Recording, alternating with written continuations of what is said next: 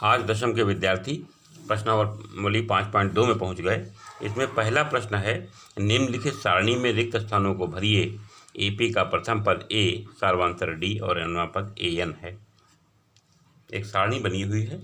इस पहली सारणी में पहले पार्ट में ए बराबर 7 दिया हुआ है, डी बराबर 3 दिया हुआ है, एन बराबर 8 दिया हुआ है। एन ज्ञात करना है।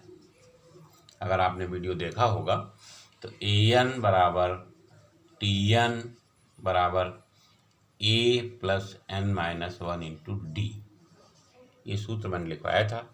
ए का मान 7 दिया है, एन का मान 8 दिया है, -1 और डी का मान 3 दिया है। 7 + 7 इंटू 3, 7 + 21 बराबर 28। ये आपका एन हो गया। इसके ये फर्स्ट पार्ट था, इसी का सेकंड पार्ट है।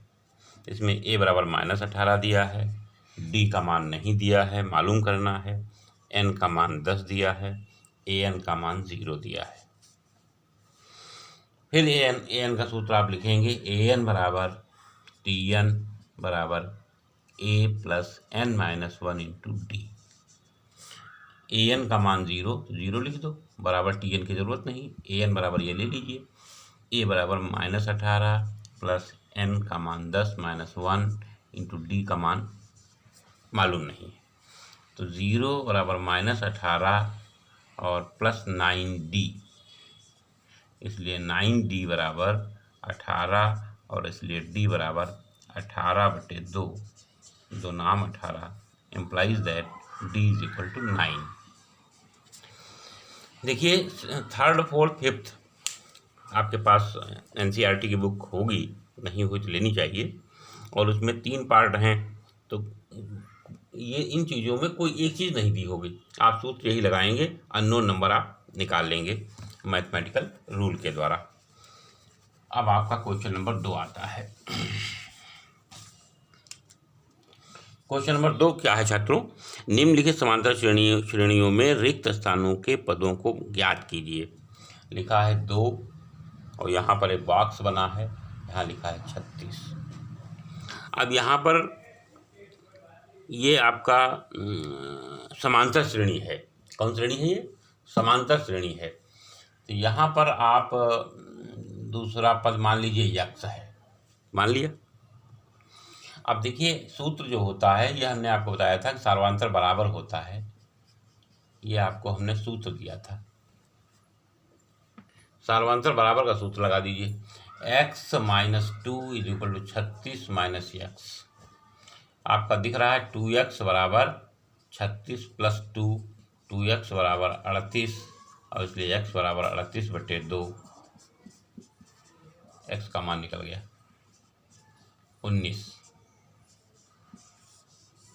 जो बीच में भरने वाली संख्या है आपकी 19 हो जाएगी।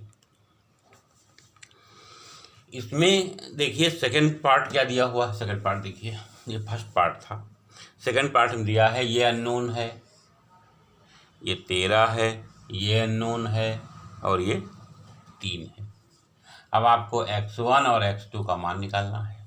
अब आप क्या करेंगे?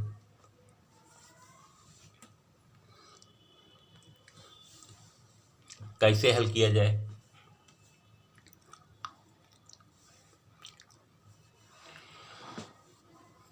तो इसको हल करने का तरीका आप देखें क्या होगा।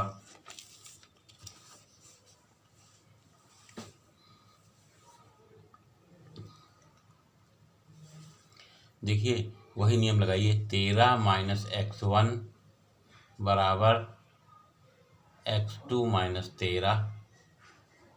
तो आप पाएंगे कि 26 बराबर x1 + x2। थोड़ा सा काम जल्दी कर दिया मैंने। 13 इधर आएगा तो इसके साथ जुड़ जाएगा, ये उधर जाएगा तो मैंने काम कर लिया, समीकरण एक प्राप्त हो गया। दूसरा समीकरण देखिए, 13 x2 -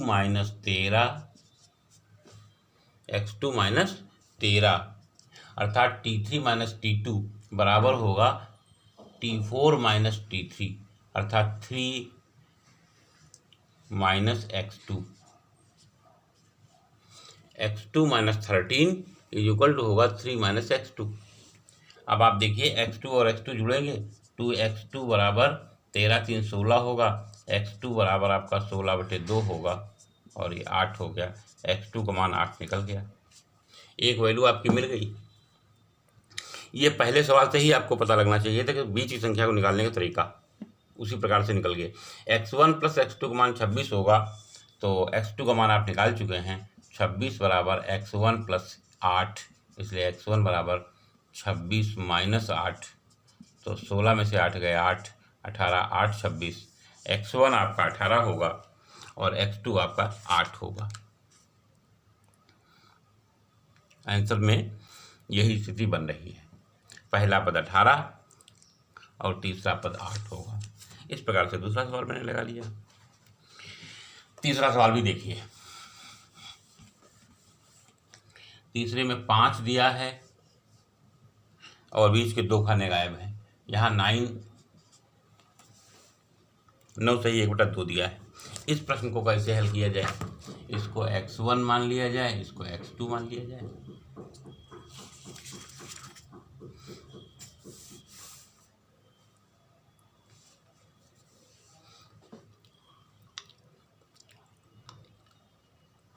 देखिए ध्यान से, देखिए इसमें एक तरीका हम और बता दें, एक तरीका तो हमने बता दिया, उससे 2 समीकरण बनेंगे, प्रश्न को हल कर सकते हैं।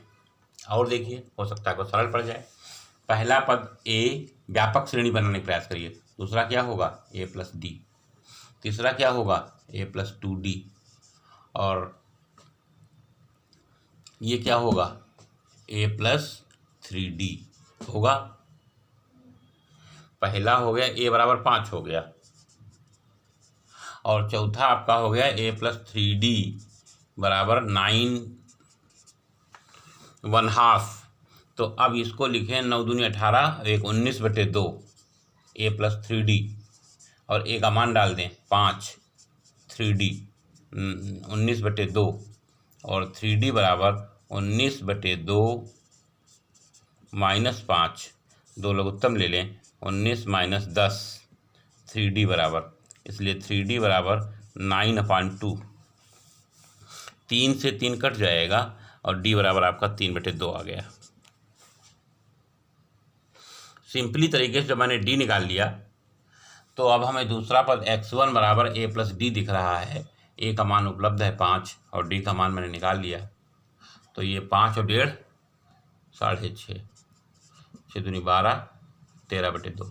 x1 आपका 13/2 होगा, यही आंसर भी आ रहा है। x2 निकालने के लिए x2 बराबर a प्लस 2d, और a का मान 5 उपलब्ध है प्लस 2, d का मान हमने 3/2 निकाला है, 2 2 कट गया, x2 का मान 8 आएगा। इस प्रकार से भी हम पीछे के प्रश्नों को भी लगा सकते थे। मैं समझता हूँ, हो सकता है ये कुछ आपको इजी पड़ रहा हो, उस तरीके से भी प्रश्न को हल कर सकते थे, ऐसी बात नहीं है। लेकिन सब बच्चों को 2 मेथड मिल जाएं, ये भी एक प्रयास रहता है। तो ये अगर सिंपल मेथड पड़ रहा है, इस तरीके से भी लगा सकते हैं।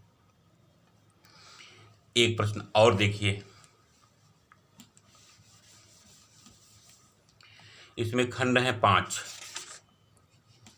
तो अगला खंड देखिए, -4, फिर बॉक्स है, फिर बॉक्स है और फिर बॉक्स है, और अगला है 6। तो मैं समझता हूँ कि अब इसे एक खंड और है, 3 है 4 है और 6। अब x1 x2 x3 x4 ये आपका पार्ट था 4th। अब इसी प्रकार का एक पार्ट आपका 5th पड़ेगा। इन दोनों पार्ट को सेल्फ ट्राई आप करेंगे। ये क्वेश्चन नंबर 2 का कि खंड थे, 3 खंड मैंने करवाए, 2 खंड तुम लोगों को स्वयं करने हैं। प्रश्न नंबर 3 और इम्पॉर्टेंट प्रश्न इसको आप कह सकते हैं। AP 3 8 13 18 कौन सा पद 78 होगा, कौन सा पद 78 होगा? सॉल्यूशन, माना Tn बराबर 78, मान लिया मैंने Tn बराबर, Tn का सूत्र a plus n minus 1 into D. पहला पद तो 3 है, Tn 78 है, n आपका मालूम करना है, कौन सा पद, इसका मतलब n ज्ञात करना है, और d आपका होगा 8 - 3, d बराबर 8 - 3 = 5। तो 78 - 3 = d का मान यहाँ 5 डाल दीजिए और n - 1 × 5, n - 1 × 5 78, 5 एकम 5 2 7, ये 75 होगा, 5 एकम 5 2 7 पचम 25, n - 1 = 15, n बराबर 16। ये आपका 16वां पद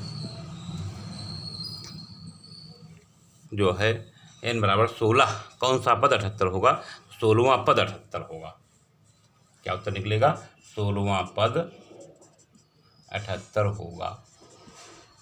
मतलब कहने का ये लॉन्ग प्रोसेस होगा कि हम 16 पद लिखी तब 78 गिरे है, ऐसी नहीं बनाएंगे, हम बनाएंगे कि हम n का मान निकालेंगे।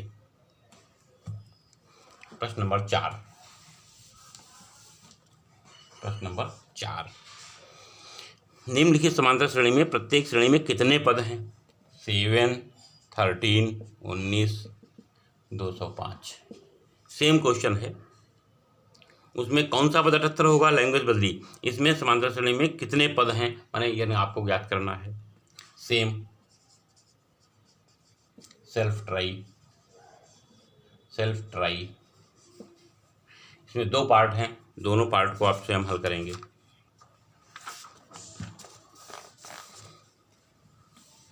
प्रश्न नंबर 5,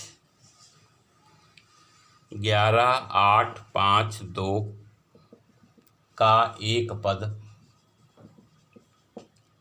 -150 है, क्यों? इसके पहले लिखा है क्या, कि पहले बताना है क्या इसका एक पद ये होगा, और अगर होगा तो ठीक और नहीं होगा तो क्यों, ये प्रश्न पूछ रहा है। सेम क्वेश्चन है लेकिन थोड़ा सा इसमें भाषा का है। तो माना Tn -150, A = 11, D = 8 - 11 = -3, Tn बराबर A + n - 1 × D, और Tn -150, A आपका 11 + n आपका मालूम करना है, D आपका -3। तो -150 - 11 बराबर n - 1 × -3, -161 बटे -3 बराबर n - 1, माइनस से माइनस कटेगा, 3 × 5 = 15 और 1 16, तो ये पूरा पूरा कटेगा नहीं, ये हो जाएगा -161 बटे -3, माइनस माइनस कट गया, n बराबर आ गया 161 बटे 3 + 1। इसको हल करेंगे तो 161 + 3, यहाँ पे आपका आ गया n बराबर 164 बटे 3, 3 × 5 = 15, 1 16, 3 × 4 = 12, और उसके बाद में 3 × 6 = 18, n बराबर 54.6 आया। अब आप विचार करिए, क्या यह कोई पद हो सकता है? n अगर पूर्णांक नहीं है तो पद 1 होता है, 2 होता है, 3 होता है, 4 होता है, 3.5 का मतलब क्या? 1.5 का पद हो सकता है? 1.5 पद नहीं हो सकता। इसलिए n बराबर, क्योंकि अपूर्णांक संख्या आई, यह पूर्णांक नहीं है, ये इसका जवाब हो गया क्यों। इसलिए ये इसका कोई भी पद नहीं होगा, इसलिए -150 कोई पद नहीं। और मैंने 5 प्रश्न आज हल किए हैं, 6, 7, 8 होमवर्क में हैं, इसको भी आप ट्राई करेंगे। काम ज़्यादा हो गया और बताएंगे ये भी कल, तब आप देखें कि मैंने सही किया है या गलत किया है। धन्यवाद।